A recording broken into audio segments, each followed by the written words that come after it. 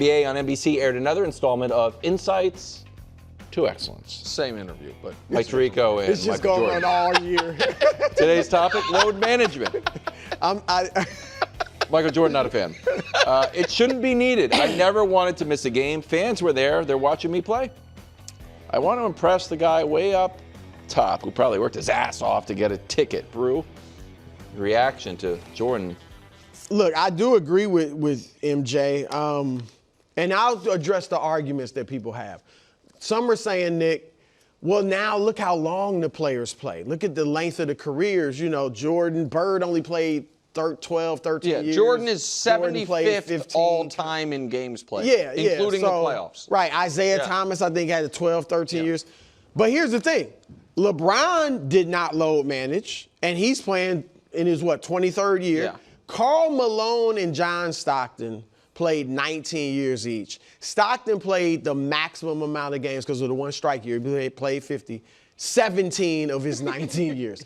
Karl Malone missed no more than 2 games until his last in 18 of his 19 years. Yeah, until his final year with the Lakers. Yeah, so you can have a long career and still not load manage. So that's number one. Number two, in fairness to the players today, a lot of this, if not most of it, is driven by the trainers and their science. And the science is legit. Like, they're saying the human body can't, because of the floor is so spread out now and you're covering so much more ground defensively, it's too hard on your joints and stuff to play 82. If that's the case, then I'm saying, then cut it to 65 games. Correct. Like, and I get it, they probably never will as long as they can fill an arena. But that's where, because it is too expensive to go to these games. And I went to a game as a kid in Indianapolis. I didn't care about the Pacers. I wanted to see Dr. J. He played. But had he not played when I'm a 9-year-old kid at that game, I'm going to be heartbroken. I got to tell you, had he not played, I'm not joking, your whole life could be different. Like, you dedicated your life to doing sports. Dr. J was your favorite player. I'm not trying to do a bigger thing than that, but, like, I mean it. Like, you were a 9-year-old kid. Like, you might have, like, I don't know. Like, there is an element of that, of, like, when you were falling in love with basketball. Yes, you went to see your favorite guy. He played. And it maybe by coincidence, it ended up being your profession. You know what I mean? So whatever it is. But go ahead. No, I mean, so I do agree with Jordan in that regard. It's just because it's too expensive otherwise. And so, look, the bottom line, though, is this. We see it in basketball. They have better nutrition, better sneakers, better travel, better weight training, and they're load managing. Baseball, we see the pitch counts. They're so cautious with the pitchers. The basketball players and the baseball players get hurt. It feels like more than ever, but certainly as much as they used to get hurt back in the day. So how's it working?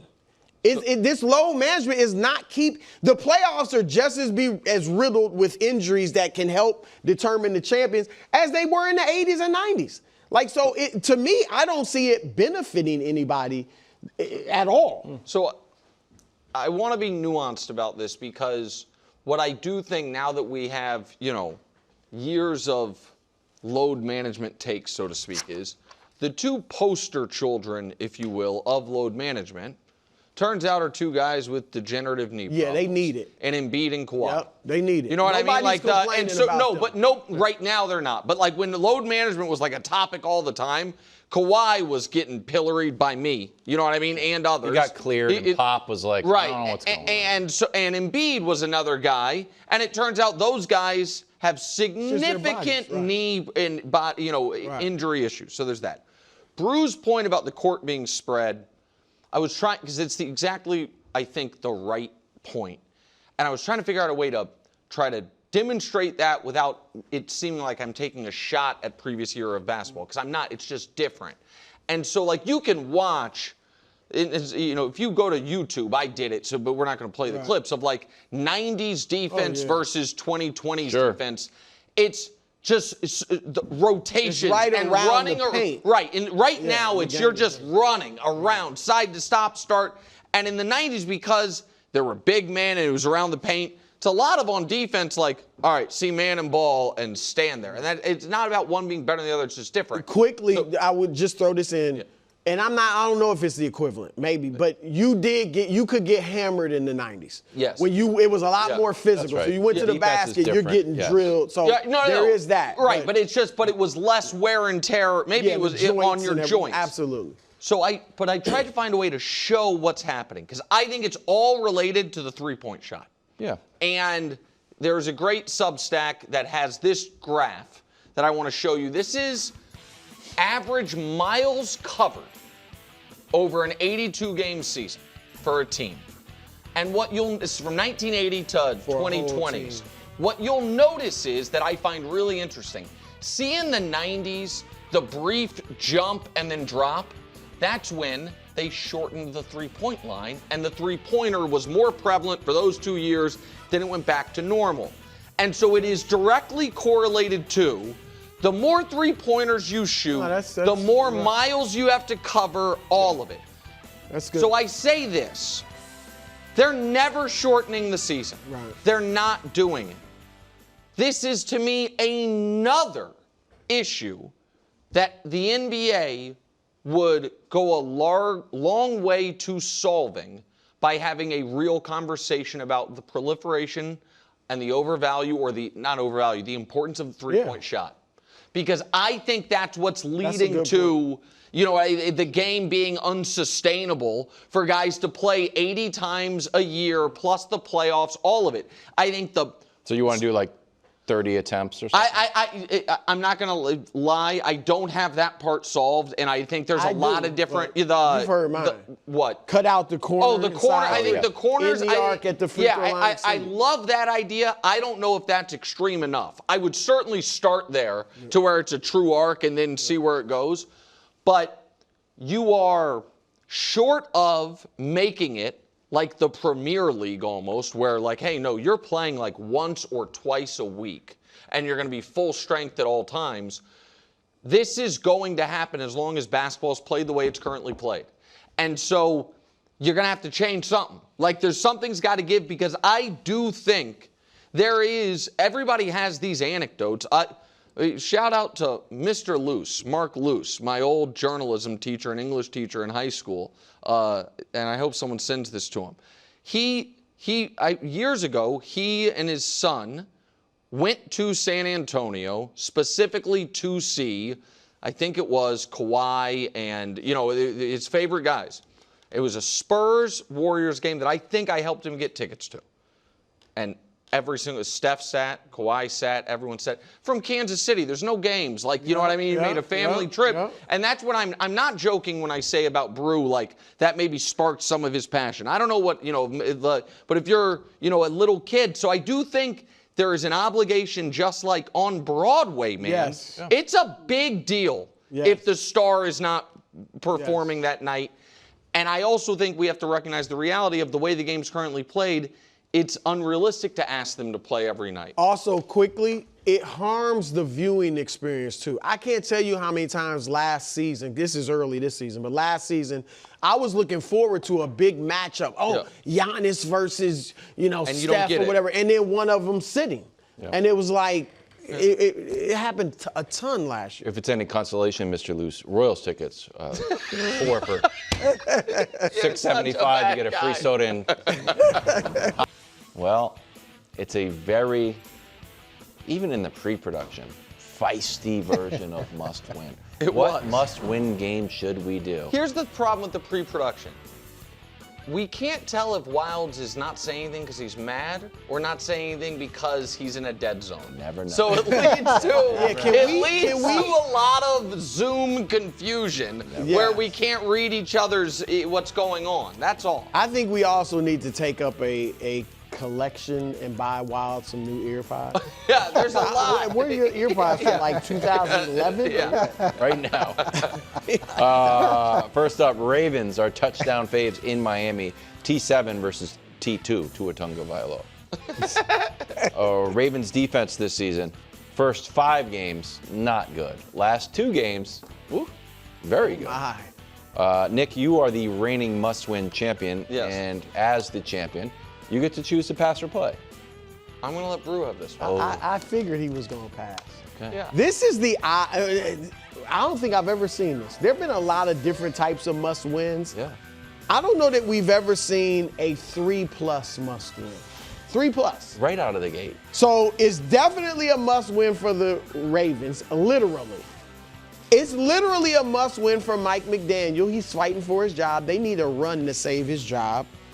It is a must-win for me because they are my Super Bowl pick.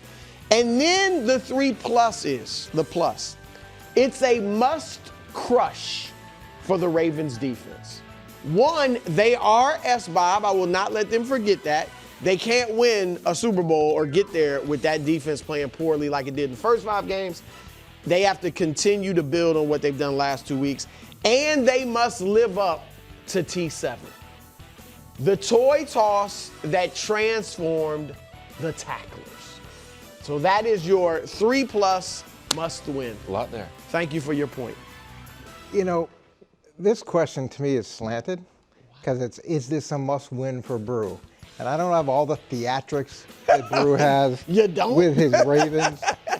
But I think you remember I chose the Ravens to win the Super Bowl too. But this question is about, is this a Brew must win? Yeah. Well, I chose the Ravens to win the Super Bowl as well. But we slant the question and we have the theatrics and we have the robe and we have all those different things.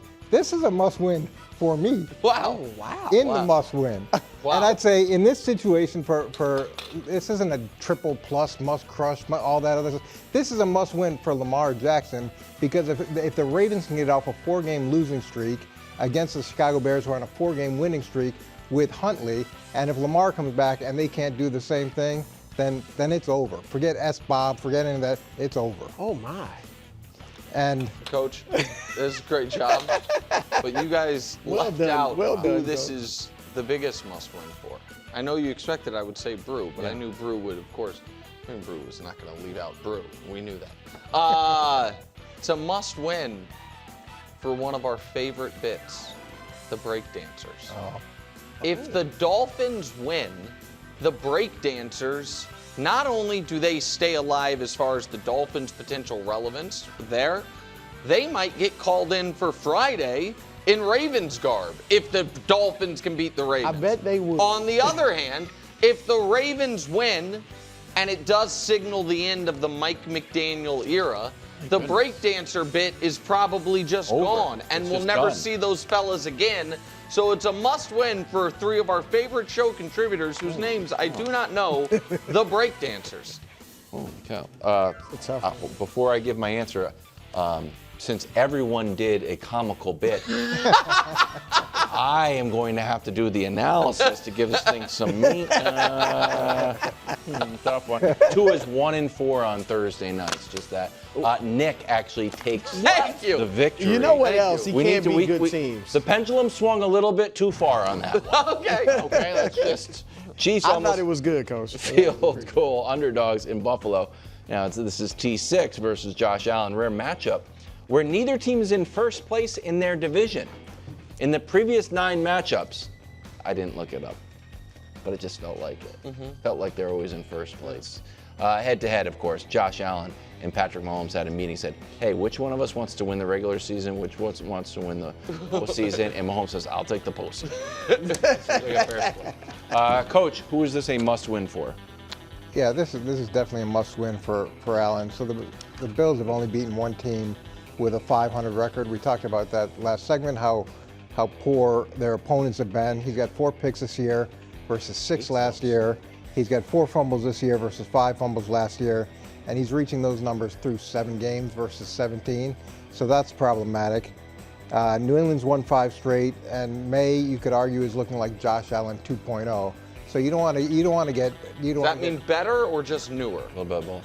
A little bit of both, Okay. potentially. Nick used to thought a little bit of both, potentially. No, So the other way. It's pretty rough if you're going back on the roller coaster, and then the young kid down the road is suddenly becoming the Superman of the division. Wow. Love it. Great, Good stuff, fantastic Coach. job. That was very good. Bruce gonna go. Clockwise. What? It's You Bruce. fell for that? You told him to go? You skipped me. Gosh. You skipped me.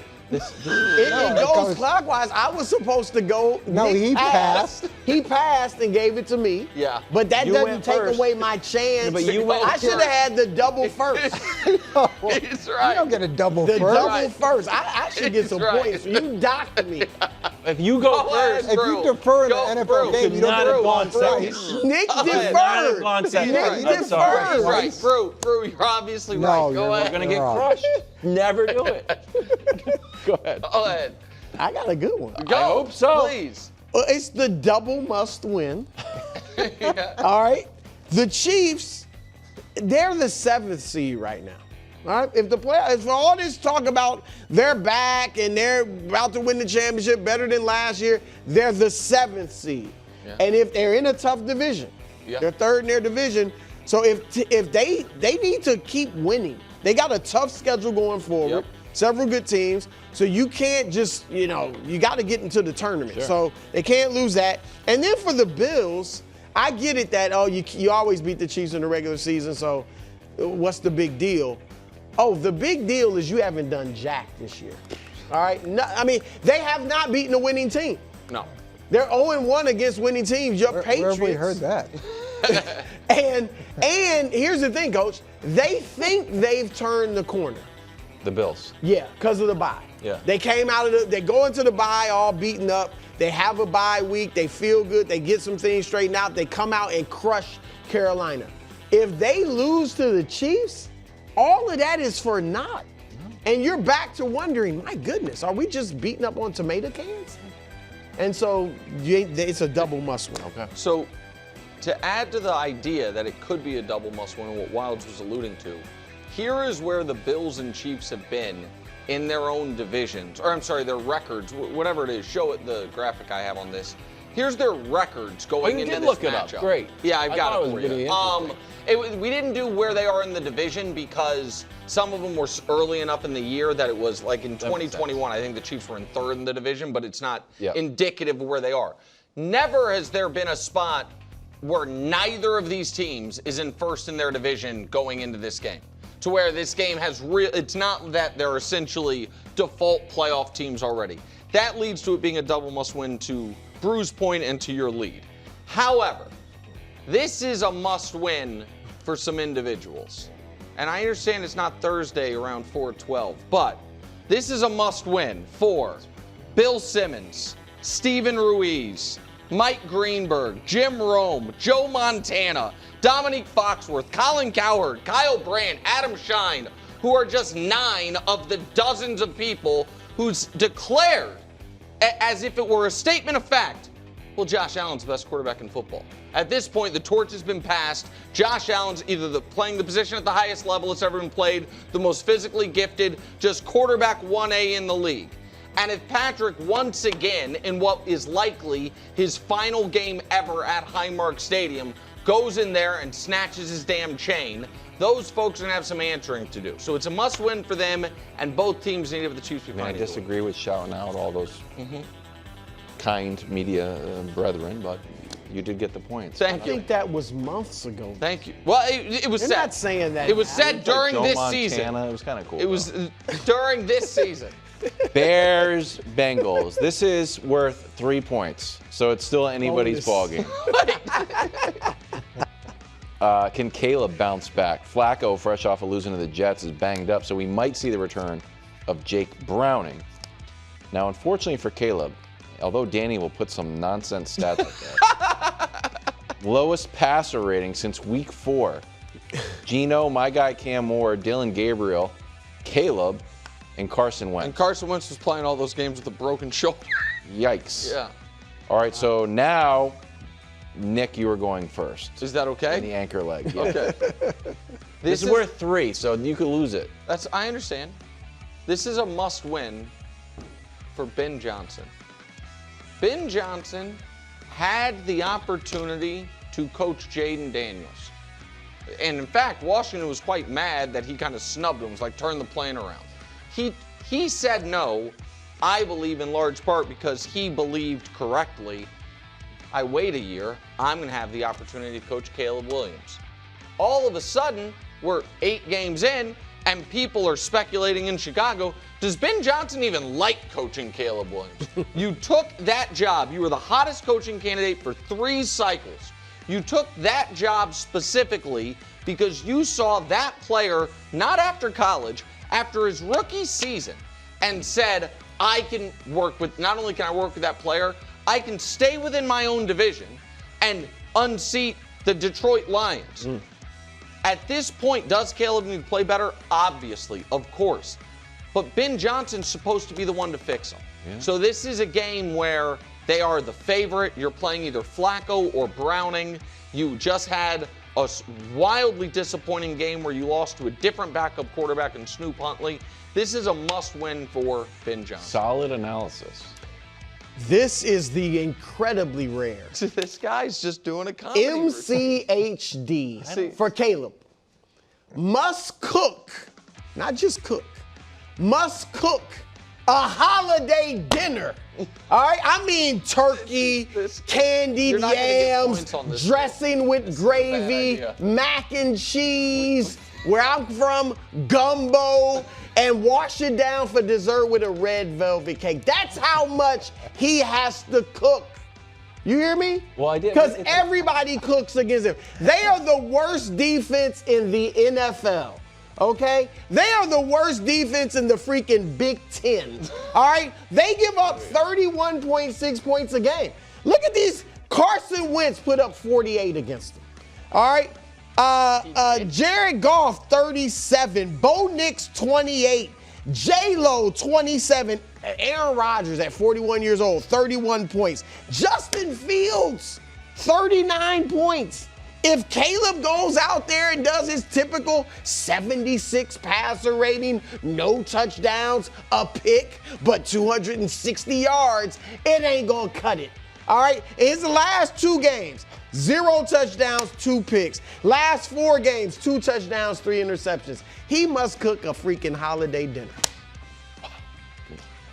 You want to pass? The filibuster is beautiful. I could listen to you all Coach day. is on the ropes. I got winless this year. No, I got hungry listening to you, and listening to Nick talk about Ben Johnson's future through Not future. I didn't say anything about through future. 7 games because because Caleb's not popping the way he should be. To me, this is more in line with what we talked about earlier, and you mentioned it, Nick.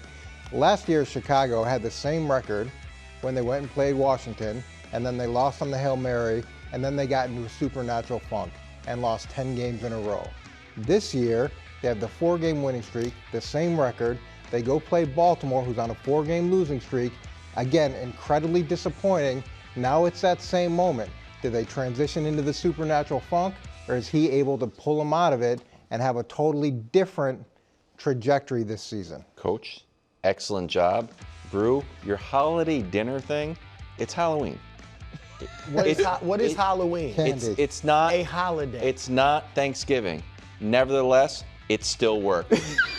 Thanks for watching. Subscribe here to get more from the show and to check out clips from other shows on FS1.